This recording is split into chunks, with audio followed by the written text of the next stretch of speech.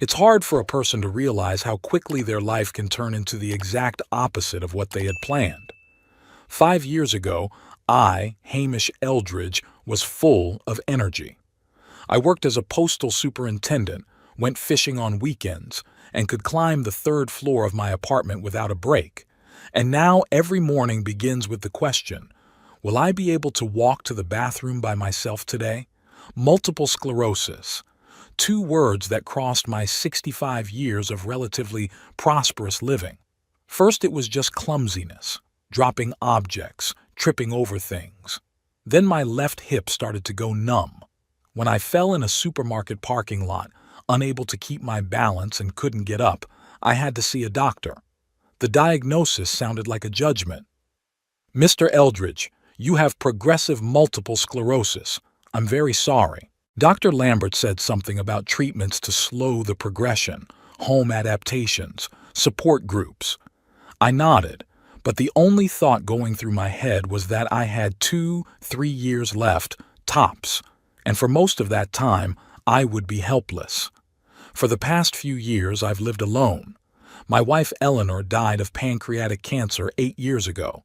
We lived together for 32 years, raising our son Garrett. After Eleanor died, I became close to my stairwell neighbor Mildred, but our relationship ended when she moved in with her daughter in Pittsburgh. So now all I have is my son, his wife Audra, and 2 grandchildren, 10-year-old Toby and 8-year-old Nora. We've always had a complicated relationship with Garrett.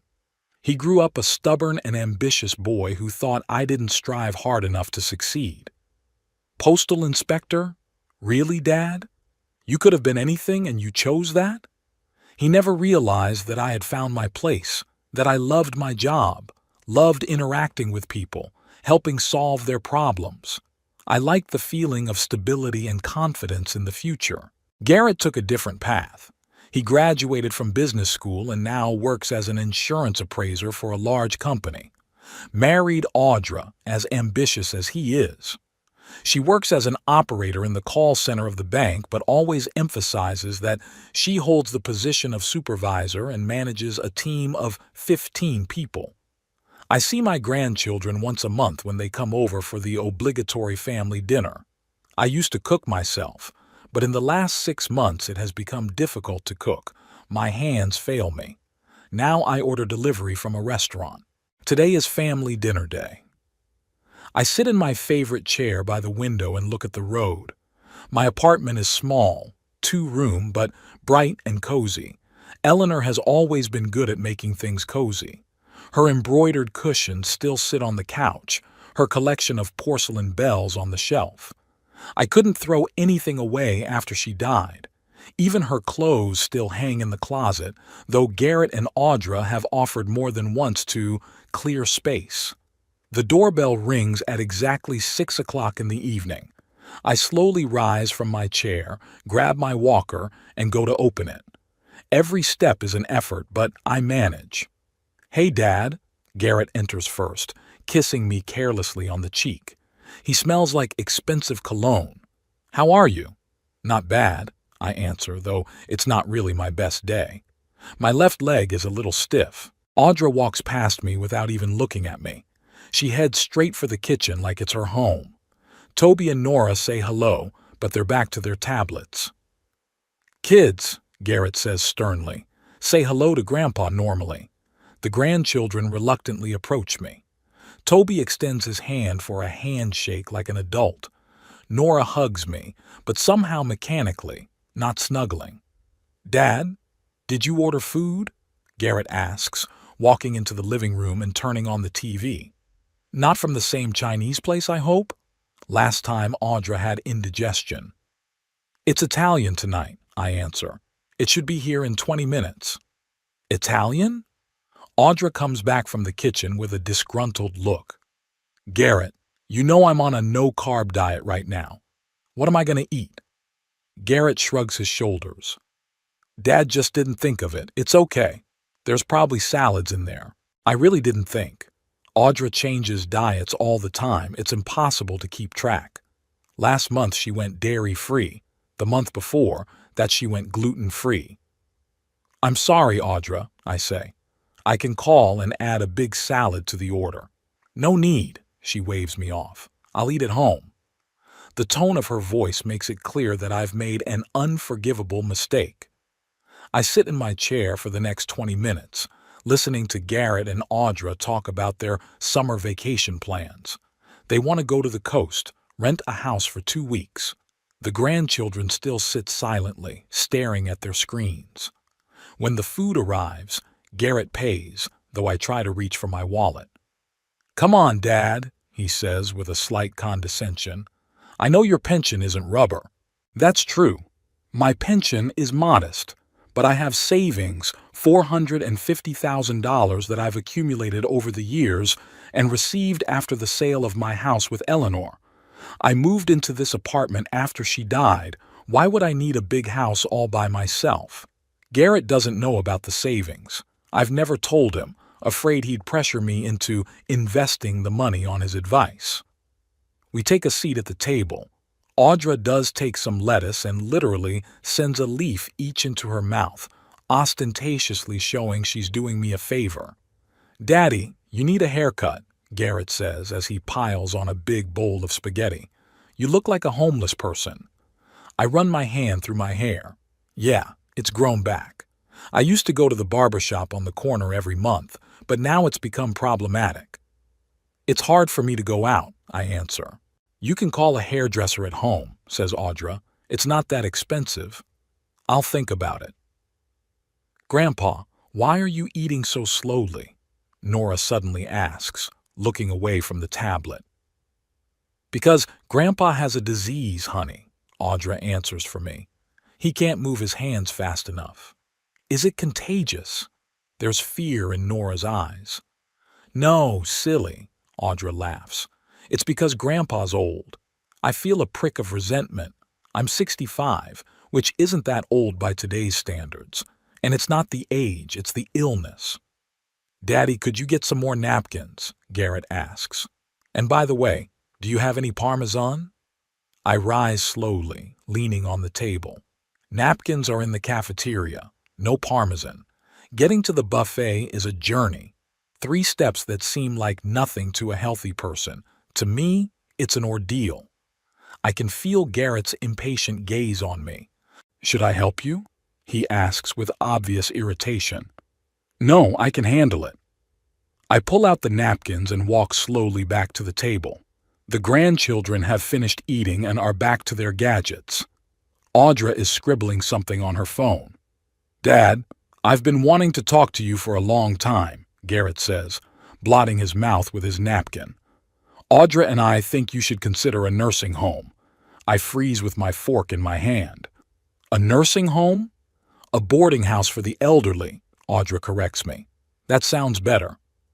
"I know what it's called," I say, "but I don't want to go there." Garrett sighs. "Dad, be reasonable. Your disease is progressing. Soon you won't be able to take care of yourself. And there will be professionals there to take care of you." "I can still take care of myself." "You can?" Garrett puts his hand around the table. "You can't even make dinner. You can barely walk. What's 6 months from now?" There's no concern in his voice, only irritation. It's like I got sick on purpose to cause him problems. "Grandpa, can I borrow your TV remote control?" Toby suddenly asks. "I need to switch to the sports channel. There's a match on right now." "Sure," I say, though I really want to watch the evening news. "Dad," Garrett continues, "I've already looked into it. There's a nice boarding house in the suburbs. It's not the cheapest, but it's decent. Your pension would be enough if you sold the apartment." "I won't sell the apartment," I say firmly, "and I won't go to a boarding house." "Why are you always so stubborn?" Garrett raises his voice. "Have you thought about us? Audra and I work full time. We have kids. We can't take care of you all the time. I'm not asking you to look after me. Who will? Have you hired a nurse? No. Then we'll have to do it eventually, or pay someone, and that's expensive." Audra puts her hand on Garrett's shoulder.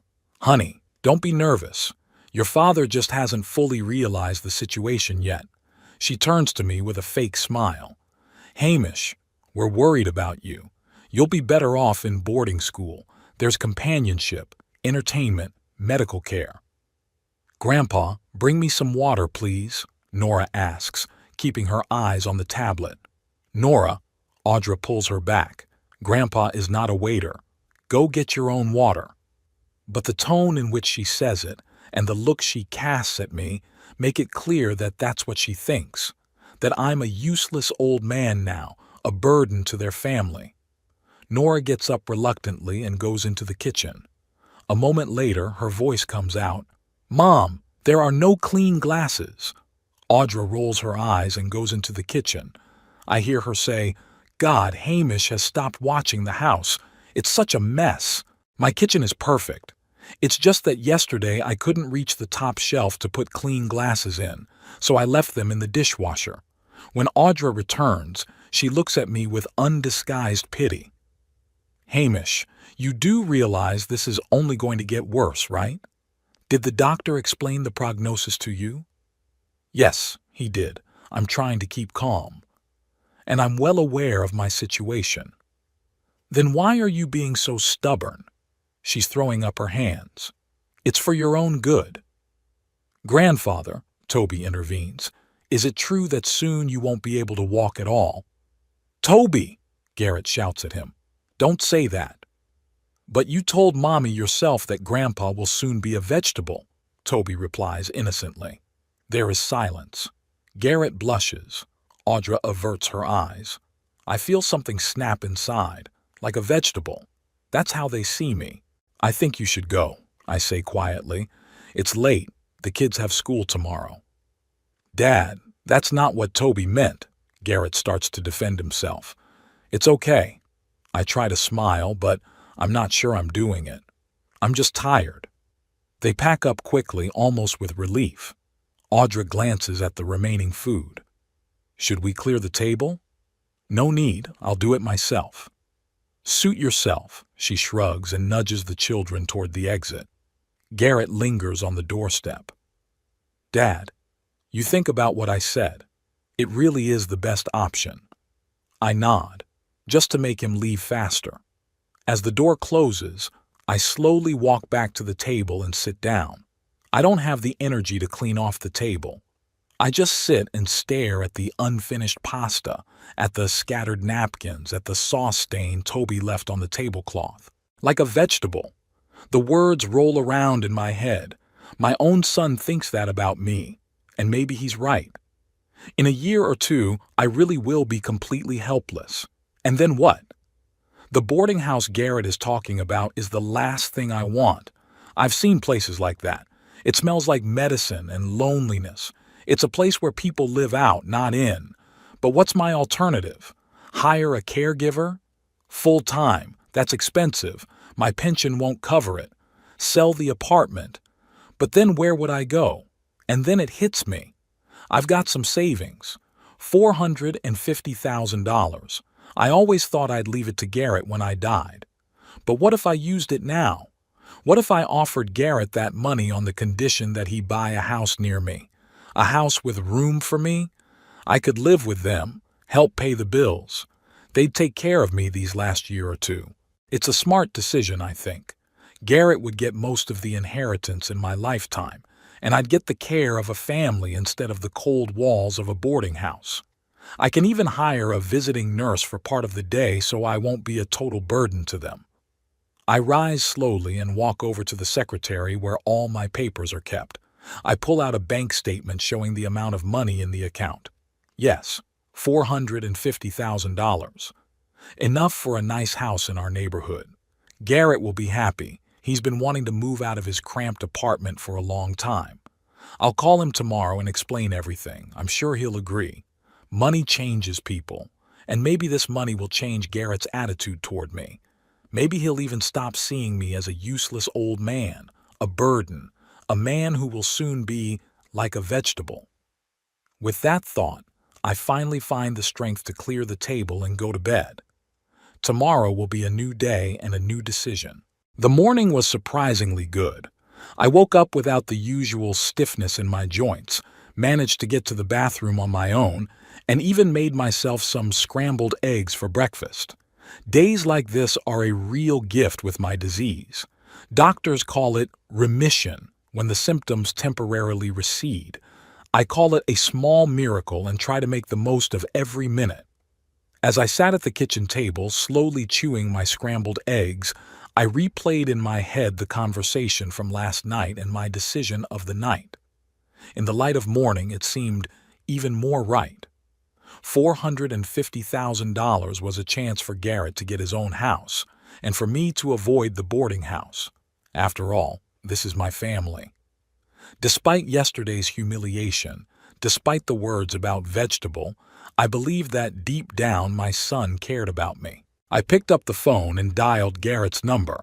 He never calls me on his own. I always have to take the initiative. "Dad?" He sounded surprised. "Is something wrong?" "No, nothing's wrong." I tried to sound cheerful. "I'd like to talk to you about something important. Could you come over today?" "Tonight?" He was clearly hesitating. "Audra and I have plans tonight. We wanted to look at houses in the suburbs." "It won't take long." I tried to hide my disappointment. "And this is really important, Garrett." A pause. I could almost see him rolling his eyes and sighing silently. "Okay," he said finally. "I can stop by on my lunch hour, around 1 o'clock in the afternoon, but I'll only have half an hour." "Thanks, son." I didn't bother to remind him that his office was a 20-minute drive from my apartment. Half an hour to drive and talk. Not too generous, but better than nothing. After the call, I felt an unprecedented surge of energy. I pulled my best sweater out of the closet, a dark blue wool sweater, a gift from Eleanor for our last birthday together. She'd always said that color suited me. Then I slowly but thoroughly cleaned the apartment. I dusted the bookshelves, arranged the cushions on the couch, even managed to vacuum the living room carpet, though it took 3 rest breaks. I wanted Garrett to see that I was still capable of keeping the house in order. At exactly 1 o'clock in the afternoon, the doorbell rang. Garrett was punctual as always. "Hi, Dad," he came in hurriedly, taking off his coat as he went. "What's the emergency? Something with your health?" "No," I shook my head. "I'm in good health as usual. Come in, sit down. Would you like some coffee?" "No, thanks, I don't have much time." He sat down on the edge of the couch without taking off his jacket. "What was so important you wanted to discuss?" I slowly lowered myself into my chair across from him. My prepared speech suddenly seemed out of place. I decided to be blunt. "Garrett, I have some savings. $450,000. His eyebrows went up. $450,000? From where?" "It's the money from the sale of the house, plus what my mom and I have been saving all our lives. I kept it in a separate account." "And you never talked about it?" He sounded somewhere between surprised and reproachful. "There was no reason to," I shrugged. "But now I've decided I want to give it to you." "Me?" Garrett stepped forward. "All of it?" "Yes, all of it. But on one condition." His face tensed a little. "What condition?" "I want you to buy a house here in our neighborhood. A house with room for me. I could live with you, help pay the bills, and you could take care of me these last few years." Garrett leaned back on the couch. His face became impenetrable. "Are you suggesting we move to Frankfurt and live with you?" "Yes," I nodded. $450,000 would be enough for a nice house in this neighborhood. A 3 or 4 bedroom. You and Audra would have your own half. The kids would have their own rooms, and I'd have a small bedroom and maybe an office. I can even hire a caregiver for part of the day, so I won't be a total burden to you." Garrett was silent, looking somewhere past me. I could see the gears in his head turning, calculating the gains and losses. "It's an unexpected offer, Dad," he said finally. "I need to discuss it with Audra." "Sure," I smiled. "Discuss it. But I'd like to hear your personal opinion now." He ran his hand through his hair, a gesture I knew from his childhood. It's what he always did when he was nervous or unsure. Well, it's a very generous offer, he said slowly. And of course, 450,000 is a substantial sum. Audra and I have wanted a house of our own for a long time. But I felt a but coming next. But I'm not sure that Frankfurt is the place we'd like to live. There are no good schools for children here. My work is a long way away.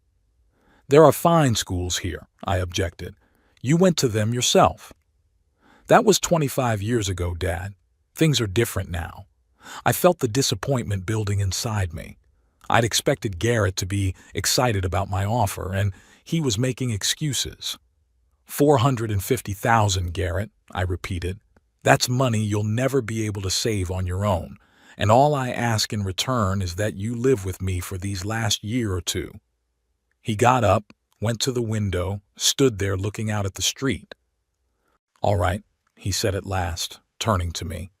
I'll discuss it with Audra. The offer is really tempting. Something in his tone made me wary, but I decided to ignore it. After all, I was offering him a large sum of money. No wonder he needed time to think about it. When can you give me an answer? I asked. Let's do it tomorrow. He looked at his watch. I have to get back to work. Okay. I got up with difficulty to walk him out. Call me tomorrow.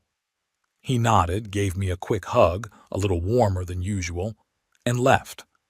I spent the rest of the day strangely excited.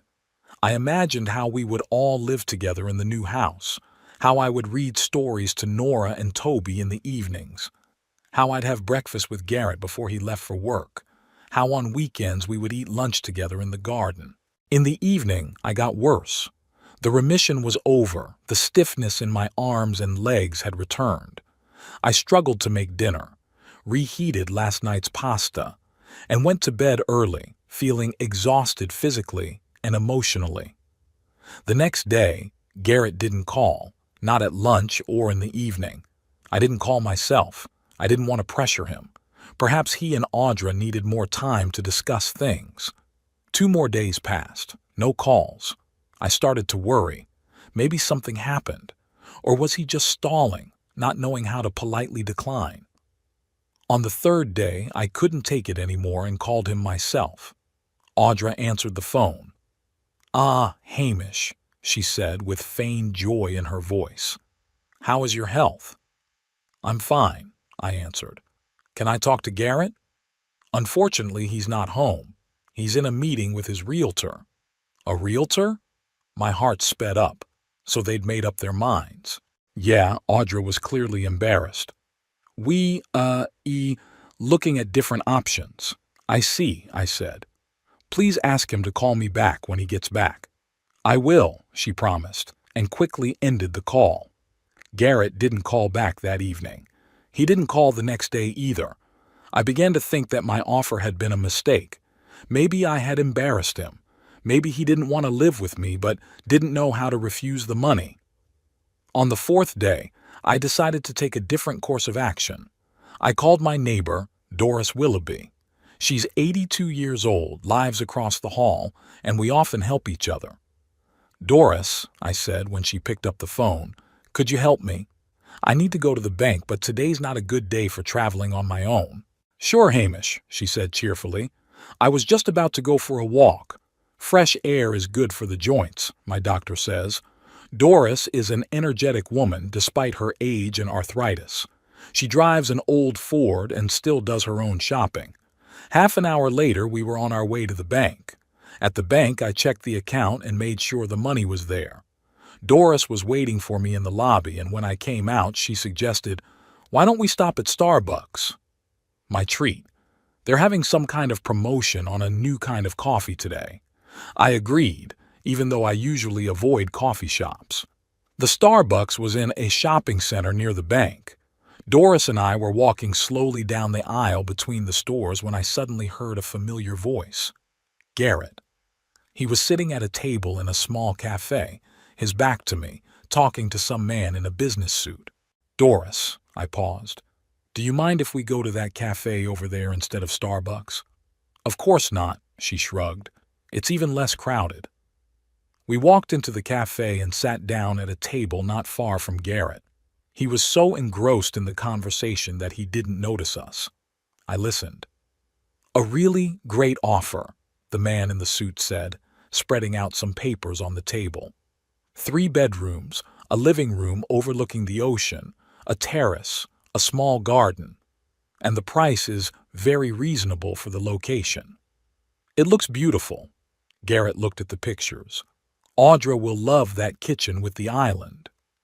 And the kids will love that it's only a 5-minute walk to the beach." He smiled. "And the school is close by, one of the best in the area." I froze. A house by the ocean, but we were talking about a house here in Frankfurt. "So when do you plan to move?" a man asked, apparently a realtor. "As soon as we close the deal," Garrett answered. "I think within a month to a month and a half." "Is your current house for sale?" "No, we're living in a rented apartment." Garrett sipped his coffee. "But we have the money for a down payment. Or rather, we'd have it soon." I could feel the blood rushing to my face. They were planning to use my money to buy a house by the ocean. "What about your father?" the realtor suddenly asked, and I froze. "You said he was sick and needed care." Garrett sighed. "Yes, that's true. But we found a good boarding house for him here in Frankfurt. Sunnylands. You may have heard of it?" "No, I haven't." The realtor shook his head. "But I'm sure if you've chosen it, it's a good deal." "More than acceptable," Garrett nodded. "And most importantly, the staff is trained to work with people with progressive illnesses. My father has multiple sclerosis, and he needs professional care." "I understand," the realtor nodded sympathetically. "It's the right thing to do. You can't be torn between work, family, and caring for your sick father." "Exactly." Garrett was clearly pleased with the understanding. "And besides, Dad himself insisted that we use the money to buy our dream house. He wants us to be happy." It took my breath away. It was an outright lie. I never said anything like that. "Here's your tea, Hamish." Doris placed a cup in front of me. "And I got us blueberry tarts. I hope you don't mind." I could hardly speak. I was shaking with anger and frustration. "Thank you, Doris," I said. "But, I suddenly felt sick. Could you take me home?" By some miracle, we managed to leave the cafe unnoticed. Garrett was too absorbed in discussing the details of the deal to notice his father, whom he had so easily betrayed. I didn't say a word the whole way home. Doris tried to make conversation, but she quickly realized I wasn't in the mood, so she shut up too. She drove me home, helped me up to the apartment, and offered to stay with me, seeing my condition, but I refused. I needed to be alone. When the door closed behind Doris, I sank into the chair and covered my face with my hands. How could I have been so naive? How could I have believed that Garrett and Audra would actually agree to live with me, to take care of me? Their whole plan was clear now. They were going to take my money, buy a house by the ocean, and put me in a boarding house. The very boarding house I'd been so reluctant to go to, and Garrett wasn't even afraid to lie to the realtor that I'd insisted on it. I was reminded of what Eleanor said. She'd always said Garrett was too much like my father, just as selfish and calculating. I'd always defended my son, saying he was just ambitious, driven, that he'd grow up and be more caring, that it's just his character, a bit callous but kind at heart. I could see now that Eleanor was right. Garrett would never change. He'll always think only of himself and his family. I'm just a burden to him that needs to be put somewhere else so it doesn't interfere with his happy life by the ocean. The phone rang, interrupting my bitter musings. I looked at the screen. Garrett. Apparently he'd come home and seen the missed call from me. Or maybe he'd finally decided to tell me about his decision. I didn't answer. I needed time to decide what to do next. And the decision came almost immediately, crystal clear and simple. I wouldn't give Garrett a dime. Not for the ocean house, not for anything. It was money I'd been saving all my life, and it would stay mine. I picked up my phone and dialed the bank's number, asking to be connected to my manager. "Mr. Eldridge, what can I do for you?" he asked. "I want to block the ability to transfer funds from my account," I said firmly. I had recently considered transferring a large sum of money to my son, but now I've changed my mind. I want to make sure that no money leaves my account without my personal presence at the bank. After talking to the bank manager, I felt a strange calmness. I now knew that my money was safe, that Garrett couldn't access it without my knowledge. It gave me a sense of control, a rare feeling in my current life, where control over my own body was slipping away with each passing day. I spent the evening reading, trying not to think about my son's betrayal. The book, a historical novel about 18th century warfare, wasn't very engaging, but at least it distracted me from my gloomy thoughts. The phone rang a few more times. All Garrett's. I didn't pick it up. I wasn't ready to talk. Or rather, I didn't want to give away my plans ahead of time. The next morning, I woke up to the insistent ringing of the doorbell. The clock read 9 o'clock in the morning. Who could have come so early? I struggled to get out of bed, grabbed my walker, and slowly made my way to the door. The bell rang again, more insistently. I'm coming, I mumbled, even though I knew I couldn't be heard at the door. I opened the door and saw Garrett. His hair was disheveled, his tie was askew, and his eyes were red as if he hadn't slept. "Finally," he blurted, pushing past me into the apartment. "Why aren't you answering your cell phone? I've been trying to reach you all night." "I was asleep," I answered calmly, closing the door slowly. "And last night I took a bath. I left my phone in the other room." It was a lie, but I didn't want to admit that I'd deliberately ignored his calls. "What happened?" I asked, even though I'd already guessed. Garrett turned toward me, his face contorted with anger and panic. "What happened? Are you seriously asking me that? The money. The money's gone. That's what happened." I walked slowly to my chair and sat down, gesturing for Garrett to sit across from me. He remained standing, pacing the room. "What money?" I asked, trying to keep my voice innocent. "Don't pretend, Dad." He raised his voice. "The $450,000 you were talking about. They're not in the account." "Why should they be in your account?" I asked, still calm. "Not my account, but the one you were going to give me." Garrett was literally spitting out words. "I went to the bank yesterday to find out the details of the transfer, and the manager said there was no money, that the account was empty. I didn't expect him to go to the bank so quickly. Apparently, after his meeting with the realtor, he decided not to waste any time. He was in a hurry to secure his loot." "The account is not empty," I said calmly. "The money's there. You just can't access it." Garrett stopped half-stepping, staring at me. "What do you mean I can't access it?" "It means I've changed my mind." I looked him straight in the eye. "I'm not giving you that money." "You're... what?" It was like he couldn't believe his ears. "But we had a deal. You offered." "I offered on a certain condition," I reminded him. "You were supposed to buy a house here in Frankfurt with room for me. But instead, you're going to buy a house on the ocean and put me in a boarding house." Garrett turned pale. His mouth opened and closed like a beached fish. "Where did you—" he started, but I interrupted. "I saw you yesterday, at a coffee shop at the mall, with a realtor. I was sitting at the table next to you, and I heard the whole conversation." He ran his hand through his hair, the same nervous gesture I knew so well. "Dad, you've got it all wrong," he began, but his voice sounded unconvincing even to himself. "Misunderstood?" I grinned. "I heard you talking about the ocean house, about it being a 5-minute walk to the beach, about the beautiful kitchen for Audra, and about you finding a place for me at Sunnyvale.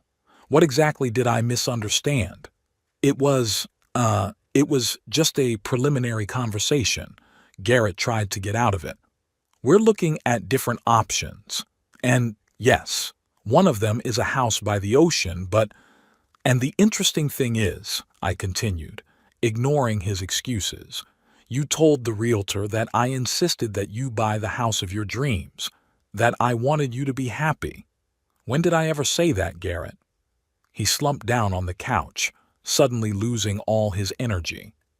Dad, look, he began in a different tone. I know how this looks, but we were really thinking of your good. The facilities at Sunnyvale are excellent. Professional medical staff. You'll be better off there than with us. Better for who? I asked. For me or for you? For everyone, Garrett said. You know your disease is progressing. Soon you won't be able to walk at all. You'll need constant care. Audra and I work full-time. Who will be with you? Who's going to help you with the basics? I could hire a caregiver for part of the day, I reminded her. I talked about that. A part-time caregiver isn't going to solve the problem, Garrett shook his head. A boarding house would take care of you 24 hours a day. And there's socializing, other people your age. People my age? I felt the anger boiling up inside me again. I'm 65 years old, Garrett. That's not that old by today's standards. The average age of patients at Sunnyvale is 85. There are no people my age there. You're picking on words, Garrett was getting annoyed. The point is that you need professional care, and a boarding house is the best place for that. You know what I think? I leaned forward as far as my body would allow. I think it's just convenient for you and Audra to get rid of me. Stuff me in a boarding house and go to the ocean with my money, and come back once a month for a formal visit to ease your conscience. That's not fair. Garrett jumped up. We care about you. We want the best for you. If you cared about me, you would respect my wishes, I said firmly. And I made it clear that I don't want to go to a boarding house. I want to spend the last years of my life with my family, not among strangers who smell of drugs and despair. You're being dramatic. Garrett shook his head. Modern boarding houses aren't what you think they are. I've been to Sunnylands, I said. 3 years ago, I visited George Parker, a former colleague of mine. I know how things work there. Sterile, impersonal, and smells of disinfectants and old age. Garrett was silent, apparently not knowing what to say. Finally, he changed tactics. All right, have it your way, he said with feigned resignation. We'll buy a house here in Frankfurt. You'll live with us. We'll take care of you. Is that what you want? I looked at him for a long moment. His eyes were running, not meeting mine. His hands rubbed the edge of his jacket. He was lying. He just wanted the money and thought he could fool me again. No, Garrett, I said calmly. I've changed my mind.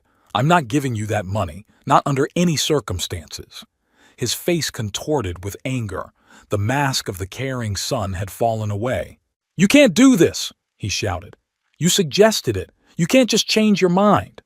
I can, I shrugged. It's my money. I earned it. I can use it however I want. We were about to make a deal. He was running around the room. We've put down a deposit. That's your problem, I said. I didn't ask you to put down a deposit, and I didn't promise you the money unconditionally. He was panting with rage. You set this whole thing up on purpose, didn't you? Lured me in with an offer of money and then you turned me down? Is this some kind of twisted revenge? Why would I want revenge on you, Garrett? I asked, genuinely surprised. Because I'm not living the life you want me to live. For not following in your footsteps. For not becoming a postal worker like you. I shook my head. He still didn't understand. I never wanted you to follow in my footsteps, I said quietly. I wanted you to be happy, to do what you like, and I'm proud of what you've accomplished. But I'm disappointed in the kind of man you've become. What kind of man? He squinted. A man who lies to his own father. A man who discusses how to get rid of his parent like he's a piece of junk. A man who speaks of his father as a vegetable. Garrett shuddered. He remembered that ill-fated family dinner and Toby's words. It was just a figure of speech, he muttered. No, Garrett, I shook my head. It was what you really think it was. And you know what the saddest part is? You could have just told me the truth, that you didn't want to live with me, that you and Audra dream of a house by the ocean. I would have understood. I might even have helped you with the money, not the whole amount, but something. But you decided to go the way of lies and manipulation. Garrett was silent, staring at the floor. Finally, he looked up. "And now what?" he asked hoarsely. "Nothing now," I answered. "You go home. You explain to Audra that there'll be no money. Cancel the deal, lose the deposit. Life will go on. And you? What will you do?" "I'll find another solution to my problem," I said. "Don't worry about it." "Don't worry about it?" He's starting to freak out again. "You just robbed us of a chance at a better life. You deceived us, gave us hope, and then took it away." "I didn't deceive you," I countered. "I offered you money on certain conditions. You chose to ignore those conditions." "Because your terms were impossible," he raised his voice. "You wanted us to sacrifice our future for your comfort." "I wanted you to give me the last 2 years of my life," I said quietly. 2 years, Garrett. After the 32 years your mother and I have devoted to you." He averted his eyes but then looked at me again with challenge. "Don't try to push pity. I didn't ask you to give birth to me. It was your decision, not mine. I felt something shatter inside. This was no longer my son. He was a stranger, a cold man for whom family was just a burden." "I think you should leave," I said calmly. "Oh, now you're kicking me out?" He grinned. "That's fine. You know what? I'm gonna leave. I'm not coming back. And I'm not bringing the kids. Let them remember you as you are now, not as a helpless old man who can't even go to the bathroom by himself." His words hurt more than he realized. To deprive me of my grandchildren was cruel, but I didn't let it get to me. "It's your decision," I said. "I won't force you or the children to visit me. And don't think I'm going to take care of you when you get worse," he continued, clearly hoping to hurt me more. "You chose to be alone, so live with it." "I can handle it," I said simply. "Don't worry about me." "Oh, I'm not going to." He grabbed his coat. "You don't exist to me anymore." With those words, he walked out, slamming the door loudly. I remained sitting in the chair, staring at the closed door.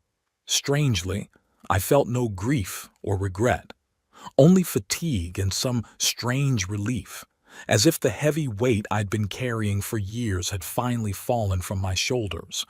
I knew Garrett had said it in anger, that maybe he'd cool down and change his mind, that maybe we'd make up again.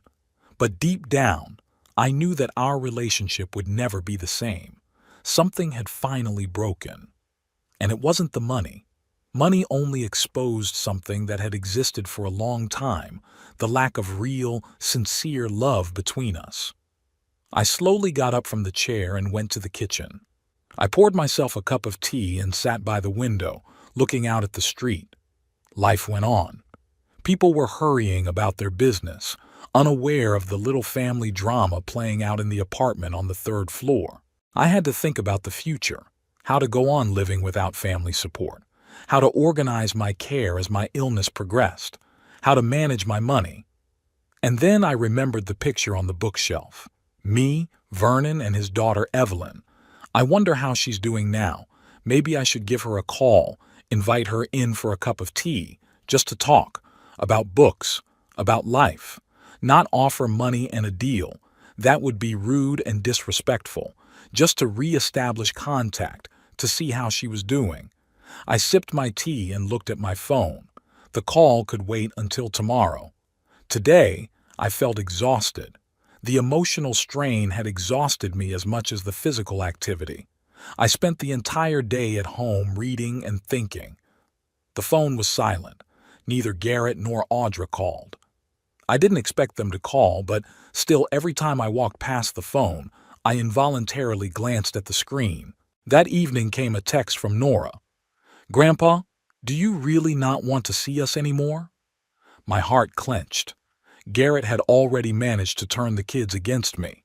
I replied, "Nora, honey, I'm always happy to see you and Toby. Daddy and I have a little misunderstanding, but it has nothing to do with you. I love you and always will." There was no reply. Most likely, Garrett or Audra had seen my message and forbade Nora from responding. During the night, I had a strange dream. I was young and healthy, walking on the beach with Eleanor and little Garrett. We were building sand castles, laughing, running along the water's edge. Garrett was so happy, so carefree. He looked at me with adoration, with love. When I woke up, there were tears on my pillow. In the morning, I felt better physically, but worse mentally. The emptiness and loneliness came on with renewed vigor. I knew it would pass, that I would get used to the new reality as I had gotten used to Eleanor's death, as I had gotten used to my illness. One gets used to everything. But it was hard now. I forced myself to get up, wash my face, eat breakfast. The routine helped me not to sink into depression. After breakfast, I called the bank and made an appointment with a lawyer to change the will. Then I started looking in the phone book for Evelyn Prescott's number. I could call the library, but I wasn't sure if she still worked there. As I was leafing through the phone book, the doorbell rang. I wasn't expecting visitors. Maybe Garrett had decided to come back and continue the conversation. Or was it the mailman with a package? I slowly walked to the door and opened it. Audra stood on the threshold. She looked unfamiliar with no makeup, plain clothes, and a tired face. "May I come in?" she asked quietly. I stepped back, letting her inside. She walked into the living room and sat on the couch, putting her hands on her knees. I sat across from her in my chair. "Garrett's furious," she began without preamble. "He says you tricked us, that you offered us money on purpose and then turned it down to humiliate us." "That's not true," I replied calmly. "I did want to help you buy a house, but I was honest about the terms. The house had to be here in Frankfurt, and there had to be room for me in it." "But why here?" she asked, and there was genuine incomprehension in her voice. "Frankfurt isn't a great neighborhood. The schools are mediocre, the infrastructure is outdated. Why are you so attached to this place?" "Because it's my life," I answered. "I know every street, every store. My few friends live here. This is where I feel at home." She shook her head. "But isn't it better to start fresh? In a new place with new opportunities?" "At my age and with my illness, new opportunities is a frightening rather than an attractive prospect," I smiled. "I don't want to start from scratch. I want to spend the rest of my time in familiar, comfortable surroundings with the people I love." Audra looked at me as if trying to understand something important. "Garrett said you don't want to see your grandchildren anymore," she said finally. "That's not true," I shook my head. "I love Toby and Nora. I'll always be happy to see them. Garrett was the one who said he wouldn't bring them to me anymore." "He was furious," Audra sighed. "You know what he's like when he's angry. He says things he regrets." "I know," I nodded. "He's always been like that ever since he was a kid. He's always been like that ever since he was a kid." We were silent for a moment. Then Audra spoke again. "Hamish, I understand how you feel, but understand us too. We really want what's best for the kids. A house by the ocean isn't just a fad. It's an opportunity for them to grow up in a clean neighborhood, to go to a good school, to have friends from good families." "I understand," I said. "And I'm not judging you for this desire. I'm just asking you to be honest with me, not to make promises you have no intention of keeping." She nodded without looking at me. "And now what?" she asked, echoing Garrett's question from yesterday. "Now everyone will go their own way," I answered. "You'll live your life, and I'll live mine. Hopefully, in time, the resentment will pass and we can rebuild some kind of relationship, for the children's sake, if not for our own. Are you sure you can handle this on your own?" For the first time, she sounded genuinely concerned. "Your illness." "I'll find a solution," I said. "Don't worry about me." She stood up, clearly getting ready to leave. "You know," she said at the door, "Garrett really loves you. He just doesn't know how to show it." "I know," I said, "and I love him." But sometimes love isn't enough. She nodded and left, closing the door quietly behind her. After Audra left, I sat in the chair for a while, staring out the window. Our conversation had left a strange aftertaste, bitter and hopeful at the same time. On the one hand, I had lost my son. On the other, I had gained freedom. Freedom from manipulation, from guilt, from false expectations. I shifted my gaze to the bookshelf where the picture of Vernon and Evelyn stood. It had been taken at Evelyn's graduation almost 20 years ago. Vernon had been my best friend since my youth. We worked at the post office together, went fishing together, and cheered on the same soccer team together. He died 3 years ago of a heart attack, suddenly and unexpectedly. I still miss our long conversations, his laughter, his ability to see the good in even the most difficult situations. His daughter Evelyn was always a special girl, quiet, thoughtful, with deep blue eyes similar to her father's. She lost her mother early. Evelyn Prescott died of cancer when Evelyn was only 12. Vernon raised her daughter alone, and I often helped him with advice. After all, I had experience as a father, albeit not a successful one as it turned out. Evelyn grew up a well-read, intelligent girl. She graduated with a degree in library science and got a job at the Frankfurt City Library. We often met there when I came in to get new books. She always found something interesting for me, something I might not have chosen myself, but which turned out to be exactly what I needed to read at that moment. She and I shared a love of classic literature. We could spend hours discussing Dickens and Tolstoy, Hemingway and Fitzgerald.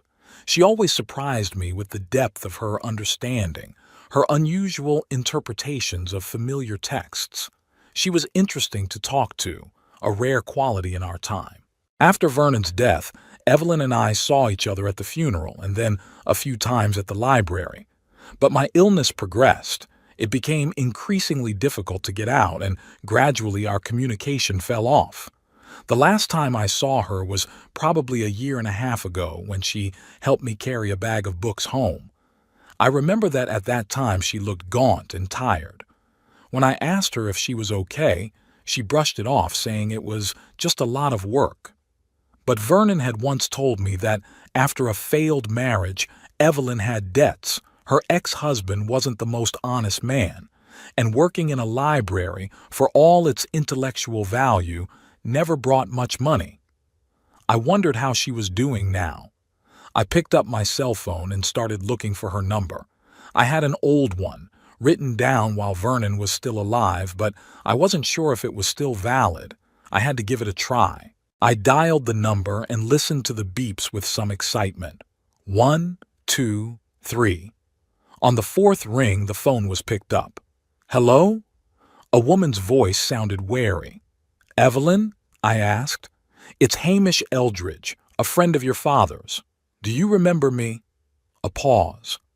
Then the voice warmed noticeably. "Mr. Eldridge, of course I remember you. How are you? I haven't seen you in the library for a long time." "Unfortunately, my health doesn't allow me to go out as often as I used to," I answered, "but I miss our literary conversations." "I do too," she said with sincerity. "You were one of the few visitors with whom you could actually talk about books, not just discuss the latest gossip. We talked a bit about literature, about the latest books we'd read. Then I decided to ask a more personal question. Evelyn, how are you doing? In general, I mean. Work, life?" She sighed. "Honestly, not so good. The library's being downsized, funding cut. My hours have been cut, so my salary's been cut, and the costs are only going up." "I'm sorry," I said sincerely. "It's not fair. Libraries are the heart of the city's culture." "Yes, but you can't explain that to politicians," she sounded bitter. "They only see the numbers in the budget." We talked some more, and I finally decided to do what I had called for. "Evelyn, could you come round for a cup of tea sometime?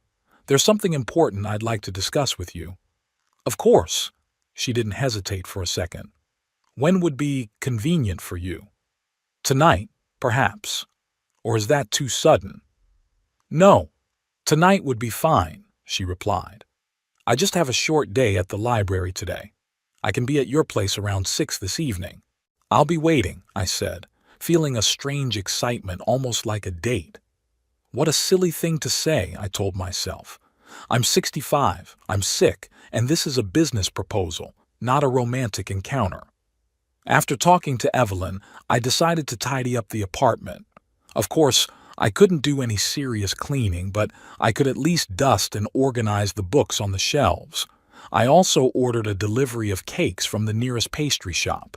Evelyn, I remembered, liked eclairs with vanilla cream.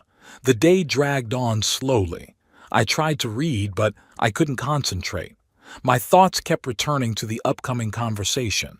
How to start? What to say? Would my suggestion seem insulting? Would Evelyn think I was trying to buy her attention and care? At 6:30, the cakes arrived. I set them on a plate, put the kettle on, and waited. At exactly 6 o'clock, the doorbell rang. Evelyn was punctual as always. I opened the door and saw her, a little older than the last time I had seen her, but still as graceful, with the same thoughtful look in her blue eyes. Mr. Eldridge, she smiled and handed me a small package. I brought you Ishiguro's new book. I think you'll like it. Thank you, Evelyn. I was touched by her attention. And please, call me Hamish. After all, we've known each other for so many years. She nodded and went into the apartment. I noticed that she was scrutinizing the place, as if assessing my living conditions. Come in, sit down. I pointed to the armchair by the window. Tea is almost ready. Let me help you. She went to the kitchen. Where are your cups? In the cabinet above the sink, I answered, following her. But I can handle it, really. I know, she smiled, but it'll be faster this way. She deftly retrieved the cups, brewed the tea, and transferred the cakes to small plates. Her movements were economical, precise, no fuss. She reminded me of Eleanor, who could also do housework with a certain grace. We settled down in the living room, I in my chair, she on the sofa. We talked for a while about nothing, the weather, new books, the latest city news. Then she cautiously moved on to a more personal topic. Hamish, how is your health? I see you're using a walker. Yes, I nodded. I have multiple sclerosis. Progressive. I was diagnosed 5 years ago, but it's been getting worse faster the last 2 years. I'm so sorry. She looked at me with genuine sympathy. Dad didn't say anything. He probably didn't know, though. Vernon died before things got really bad, I explained. I could still walk with a cane then, and the symptoms weren't as noticeable. She nodded, sipping her tea. And your son? Does he help you? I sighed. The question was inevitable, but it still hurt. Garrett and we have a complicated relationship, I said carefully. Especially now.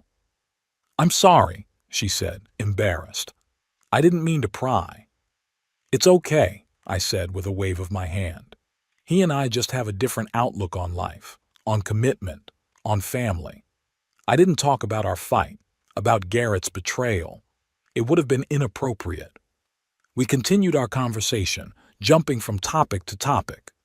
Evelyn talked about her work at the library, about the funding cuts, about how hard it was to get young people to read. I noticed that she avoided talking about her personal life, so I didn't ask. If she wanted to, she would tell me herself. Finally, when the tea was drunk and most of the cakes had been eaten, I decided it was time to get down to business. Evelyn, I began, gathering my thoughts, I didn't invite you here just for the sake of a pleasant conversation, though I have missed our talks. She looked at me carefully, waiting for me to continue. I have a business proposition for you, I said bluntly. A rather unusual one, but I hope it's interesting to you. I'm listening. She leaned forward, putting her hands on her knees. As you have already realized, my health is deteriorating, I began. The doctors say that in a year and a half I probably won't be able to walk at all. There will be problems with fine motor skills and possibly speech and memory. I will need help, not medical help. There are special services for that, but domestic help. Help around the house, with shopping, sometimes moving around. And just as importantly, I need companionship, human contact. Evelyn nodded but said nothing, giving me a chance to speak. I have some savings, I continued. $450,000. I'd like to make you a deal. You'll be my assistant for the rest of my time, a year, 2 years, maybe a little more, and I'll bequeath all my savings to you. Her eyes widened in surprise. Hamish, that's a very generous offer, she said cautiously. But why me? You have a son, a family. With Garrett, as I said, we have a complicated relationship, I sighed. To be honest, he wants to put me in a nursing home and forget about me. And I don't want to spend the rest of my life among strangers, in a sterile, impersonal environment. I understand, she nodded. But still, why me? Because you're the person I'm interested in being with, I answered simply. A person I can talk to about books, about life, about anything. Because you were my best friend's daughter, and I know Vernon raised you to be honest and decent. And because, from what I remember from our conversations, you could use the money. She lowered her eyes, clearly embarrassed by that last sentence. Yes, I'm in financial trouble, she admitted quietly. The divorce left me with debts that I'm still paying off. And with the library hours being cut back, money's been tight. But I don't want you to think that I'm going to do this just for the money. I don't, I assured her. If I did, I wouldn't have made you this offer. She hesitated, staring out the window. I didn't rush her, realizing that the decision wasn't easy. What exactly would be my responsibilities? She finally asked. To come to my house a few times a week, I answered.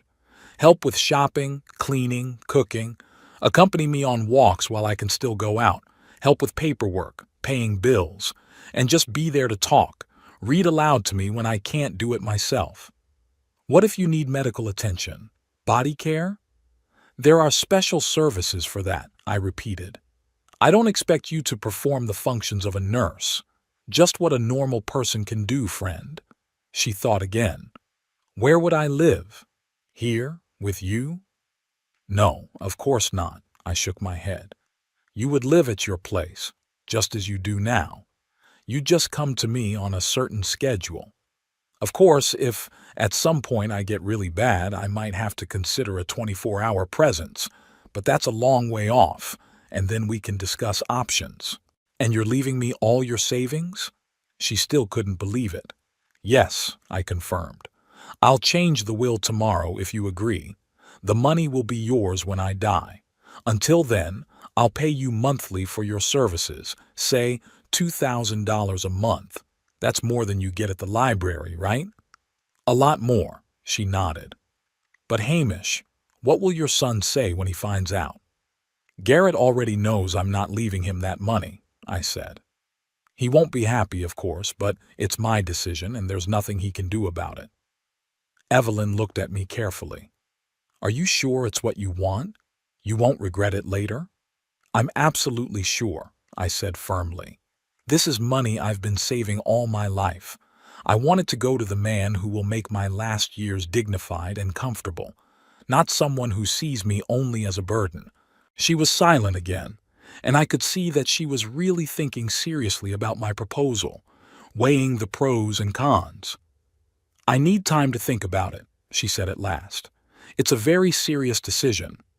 Of course, I agreed. I understand. How much time do you need? Give me until tomorrow, she asked. I'll call you tomorrow night and give you an answer. Okay, I nodded. That's reasonable.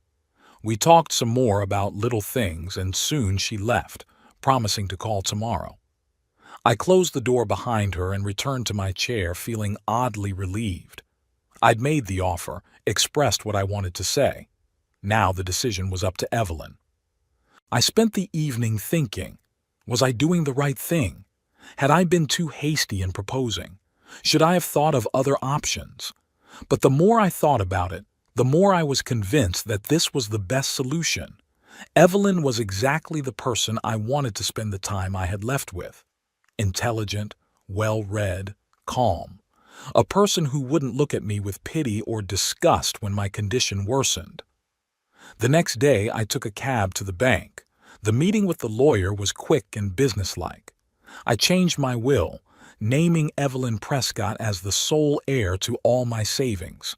The lawyer explained that the will could be contested by Garrett as my direct heir, but that he had little chance of success if I was of sound mind and memory at the time the document was drawn up.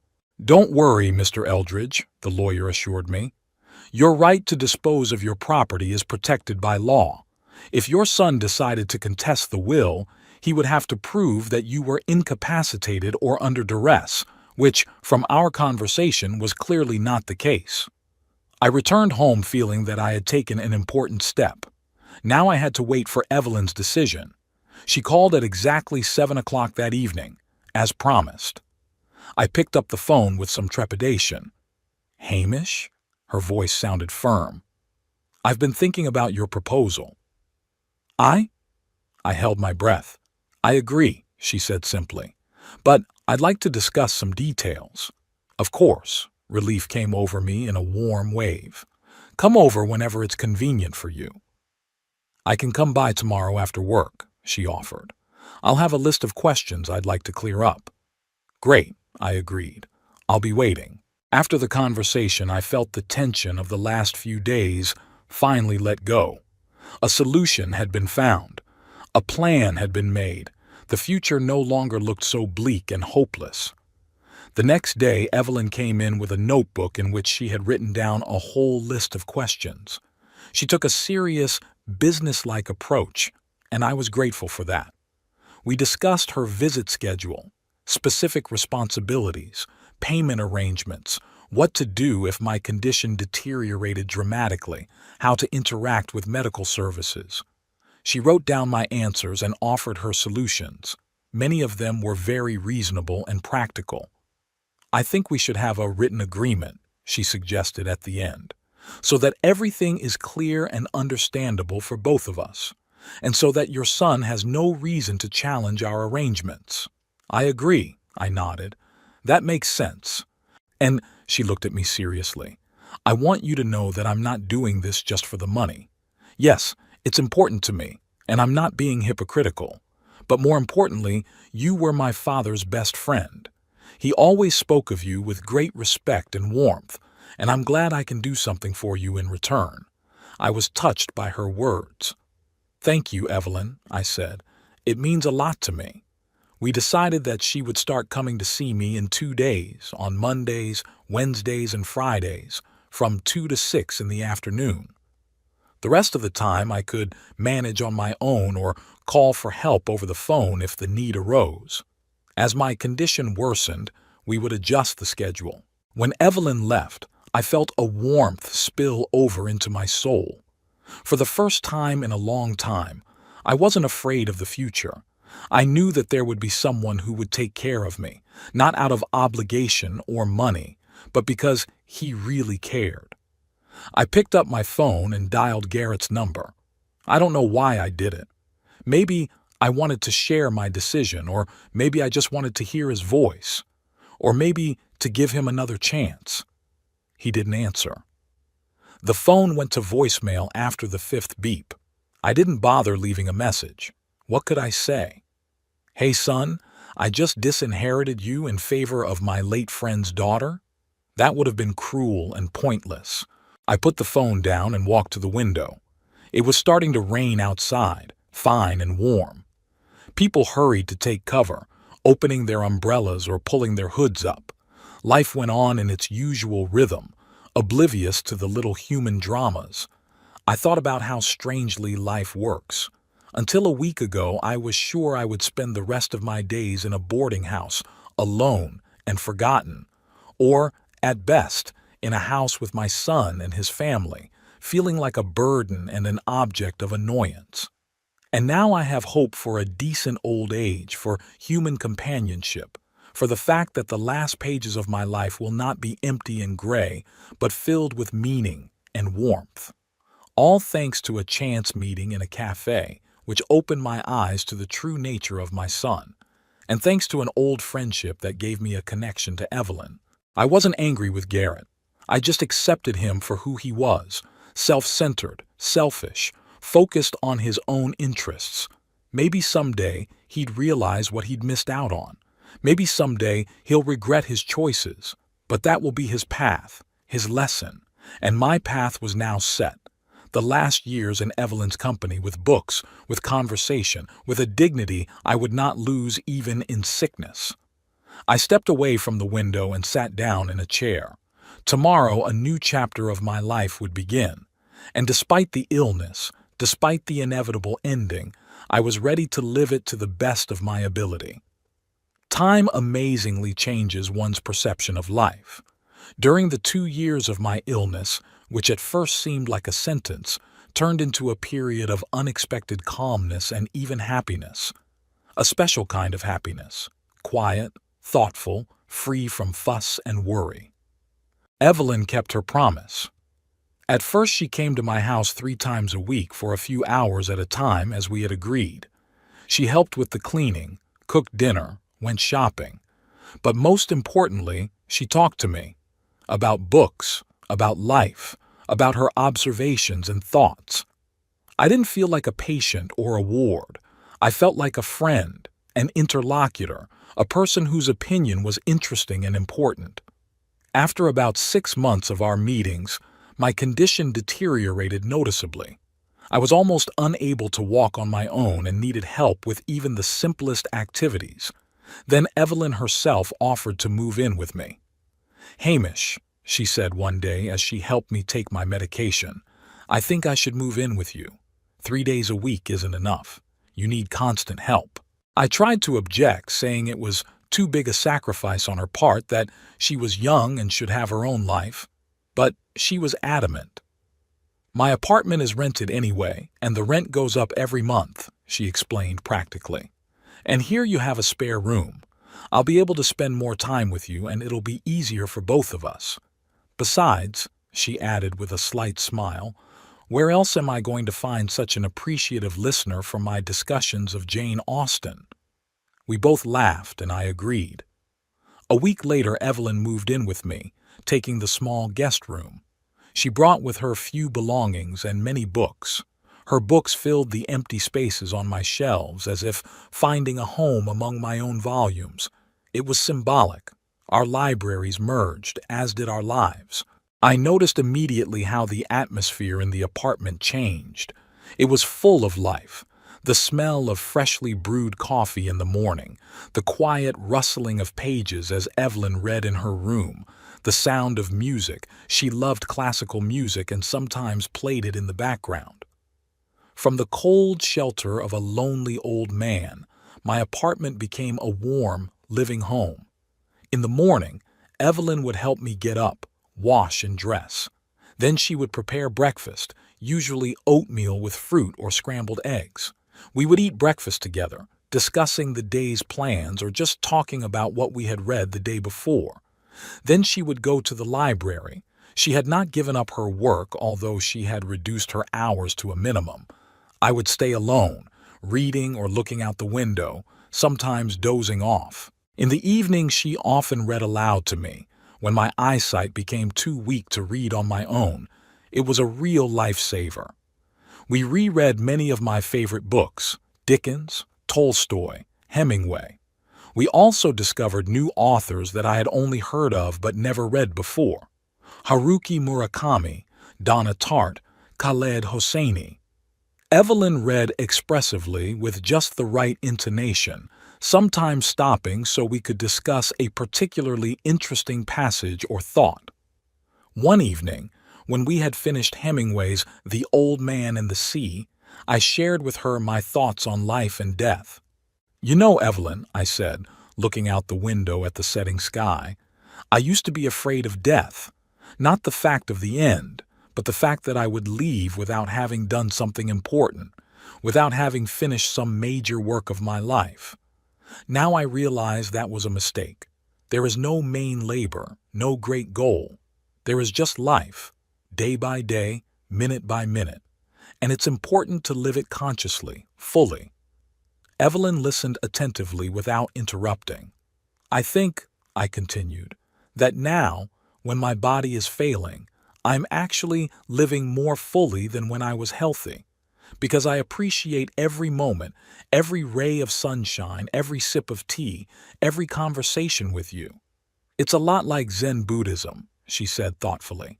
Awareness, being in the moment. Maybe illness is a kind of forced meditation. I grinned. Perhaps it is, though I'd prefer voluntary meditation in a healthy body. We both laughed, and the conversation moved on to other topics. But this thought, about the value of the moment, the importance of being present, became one of the centerpieces of our conversations. Evelyn often told me about her life, about her childhood, the loss of her mother, her difficult relationship with her father in her teenage years, her failed marriage. There was no self-deprecation or self-pity in her stories, just a calm acceptance of the facts and an attempt to learn from them. I thought love was supposed to be like in novels, she said, paging through photos in an old album. Passionate, all-consuming, dramatic. That's why I married Nate. He was just like that, impetuous, unpredictable. Only later did I realize that behind that unpredictability was just irresponsibility. He didn't know how or want to take care of others. And now? I asked cautiously. Would you like to meet someone? She thought for a moment before answering. I don't know. Sometimes I think I'm missing something important by being alone. But then I think, what if what I'm looking for isn't in a romantic relationship? What if real intimacy could be in friendship, in shared interests, in shared creativity? Like you and me? I asked, half jokingly. Yes, she smiled, and tears glistened in her eyes. Like you and me, Hamish. It was one of those moments of sincerity that had come between us more often as my condition worsened. It was as if the approach of death was sweeping away all conventions, all barriers, allowing us to talk only about the most important things. About a year into our life together, an event happened that I was both looking forward to and dreading. Garrett called. I hadn't spoken to him since our fight, though I occasionally got updates on him and the grandchildren through mutual acquaintances. I knew they hadn't bought the house by the ocean apparently. Without my money, the plan wasn't feasible. I knew that Toby was having trouble in school and that Nora had started ballet. But there was no direct contact. Evelyn had brought me the phone when it rang. Her son's name popped up on the screen. It's Garrett, she said quietly. Do you want me to answer it? No, I shook my head. I'll get it. I pressed the answer button and a familiar voice filled the room. I put it on speaker so I wouldn't have to hold the phone. Dad? It's me, Garrett. Hello, son, I answered calmly. It's been a long time since I've heard from you. Yeah, it's been a while. I could hear the tension in his voice. How is your health? As well as can be expected, I said. Deteriorating, but I'm not complaining. I'm told there's a woman living with you? He cut to the chase without further ado. Yes, Evelyn Prescott, daughter of my late friend Vernon. She's helping me out. I see, he said quietly. Dad, I've been thinking about our last conversation, about what happened. I was wrong. I'm sorry. I didn't answer right away. His apology sounded stilted, insincere. Or maybe it was my bitterness that kept me from believing his remorse. What exactly are you sorry for, Garrett? I finally asked. Everything, he sighed. The way I talked to you. The things we planned without you knowing. The way I'd taken so long to call.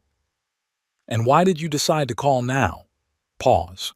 I could almost hear him picking his words. I miss you, he said finally. And the kids miss you. Nora asks about you all the time. She does? I couldn't hide the doubt in my voice.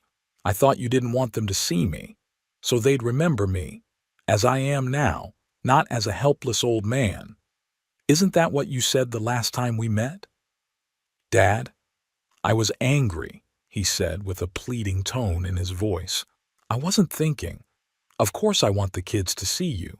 You're their grandfather. I looked at Evelyn. She was at the window pretending not to listen, but I could see her shoulders tense. Garrett, I said tiredly, let's be honest with each other.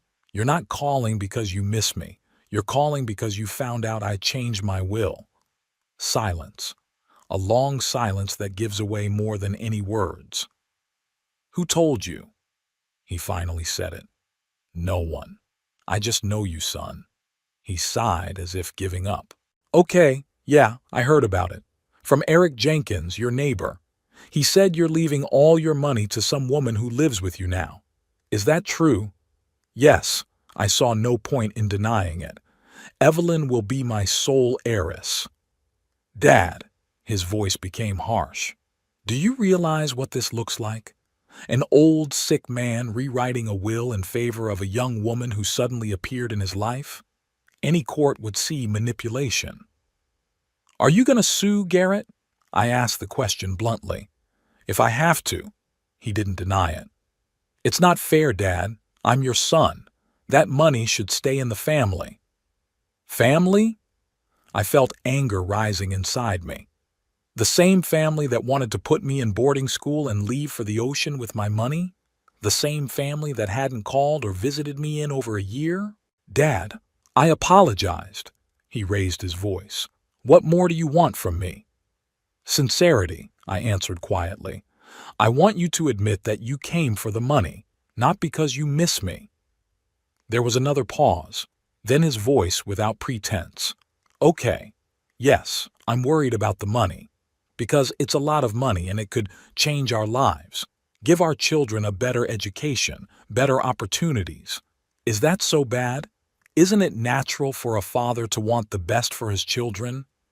It's natural, I agreed, just like it's natural for a grandfather to want the best for his grandchildren, but not at the cost of his dignity, not at the cost of spending the last years of your life alone and desperate. We could visit you, he said quickly, regularly, every weekend. You could move in with us. Garrett, I interrupted him, that's enough. We both know those are empty words. You're only coming now that you know about the money. If it wasn't for it, you wouldn't have called. That's not true, he was almost shouting. Prove it, I said calmly. Come and visit. No money talk, no trying to talk me into changing my will. Just like a son to his father. Bring the children. Let's restore relations not for the sake of the inheritance, but for our own sake. He didn't say a word. I could almost hear the gears turning in his head, trying to find a way out of the trap he'd put himself in. Yeah, I can't anytime soon, he finally said. Audra and I are on a very tight schedule, and the kids have class. I see, I sighed. Then we have nothing more to talk about, Garrett. I'm not changing the will. Evelyn took care of me when you couldn't take care of me. She deserved that money not as payment for services, but as recognition of her kindness and humanity. Dad, wait, he sounded almost desperate. Let's not be in a hurry. Maybe we could meet on neutral ground, a cafe or a restaurant. Garrett, I hardly ever leave the house anymore, I reminded him. It's hard for me to get around. Well then. He hesitated. Then I'll be there. Next week. Saturday. Okay, I agreed, though I didn't believe he'd come. Saturday at 2 o'clock in the afternoon. I'll be waiting. We said goodbye, and I hung up. Evelyn turned to me, worry in her eyes. Are you all right? She asked quietly. Yes, I smiled weakly.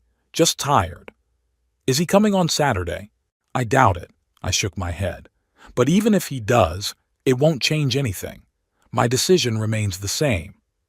Evelyn nodded and squeezed my hand gently. You know, she said thoughtfully, sometimes I think about my father, how we used to fight when I was a teenager, how I blamed him for all my problems, and how later, as I got older, I realized that he was doing the best he could, given the circumstances. Maybe your son will realize that someday. Maybe, I didn't argue. But I'll never see it again. Saturday came, but Garrett didn't show up. Didn't call, didn't send a text apologizing. He just didn't show up. I wasn't surprised, but I still felt a pang of disappointment. Not so much because of my son. I didn't expect much from him anymore, but because of the grandchildren. I missed Toby and Nora, their childlike directness, their questions and laughter, but apparently they were not destined to be part of the finale of my story. As time went on, my condition continued to deteriorate. By the end of my second year with Evelyn, I could hardly get out of bed. My arms wouldn't listen, my speech became slurred. Only my consciousness remained clear, so clear that sometimes it seemed like a curse. I understood everything, realized everything, but I could do nothing about my own body, which betrayed me day after day. Evelyn was around all the time. She had left her job at the library, partly because I needed constant care, partly because funding had finally been cut and her position had been reduced.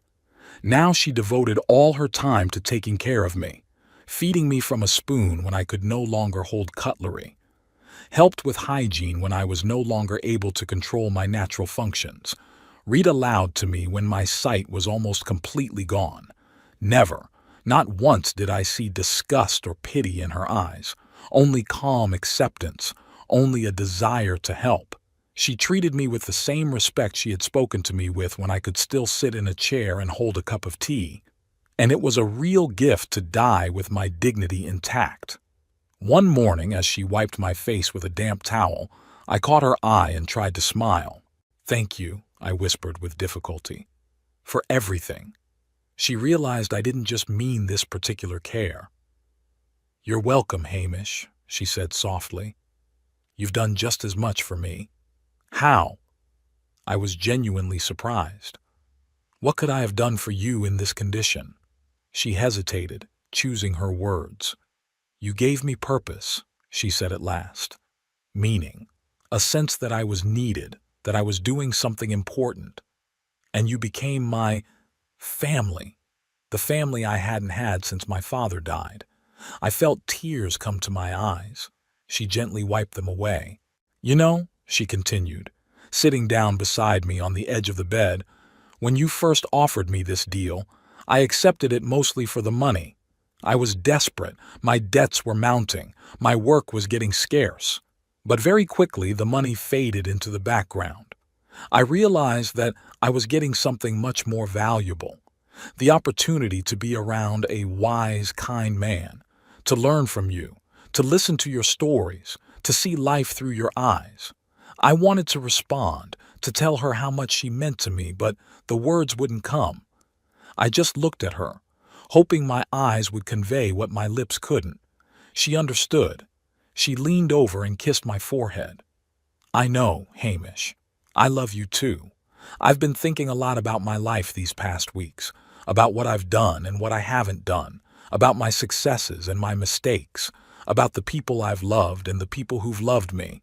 I've thought about Eleanor, my wife, who left before me, about how we dreamed of growing old together, sitting on the porch of our house, watching the sunset, holding hands. Fate had decreed otherwise, but I was grateful for the 32 years we had, for every day by her side. I thought of Vernon, my best friend, with whom we'd shared joys and sorrows, fishing and beer, talking politics and sports, about how strangely life works. His daughter now taking care of me in my final days. It's like a part of Vernon is still around me. I thought about Garrett, my son, about where I went wrong in raising him, what I did wrong. Maybe I was too soft, or maybe I was too demanding. Maybe he was just born that way, selfish, self-centered. I didn't know the answers to these questions. I only knew that despite everything, I loved him, and forgive myself for the mistakes I may have made in raising him. I did what I thought was right at the time. That's all any of us can do. Thoughts of forgiveness led me to thinking about Garrett. Had I forgiven him? I thought about it for a long time, and the honest answer was no. I wasn't angry with him. I didn't wish him harm. But I couldn't forgive his betrayal, his willingness to abandon me for his own gain. Maybe that was my final weakness, my inability to forgive my own son. but I resolved to be honest with myself in these last days. The day came when I realized I was about to die. There were no dramatic premonitions or signs, just an inner knowing, an almost calm acceptance of the fact. I asked Evelyn to sit beside me. "Soon," I whispered, saving my strength. She understood at once. She nodded, squeezed my hand. "I'm here," she said simply. "I'll be right here." "Read it." I made a faint gesture toward the bookshelf. "What is it, Hamish?" "Eliot," I said with difficulty. "The Four Quartets." She smiled as if she'd been expecting it. She got up, went to the shelf, found the book she wanted. She came back and sat down next to me. "From the beginning?" I nodded.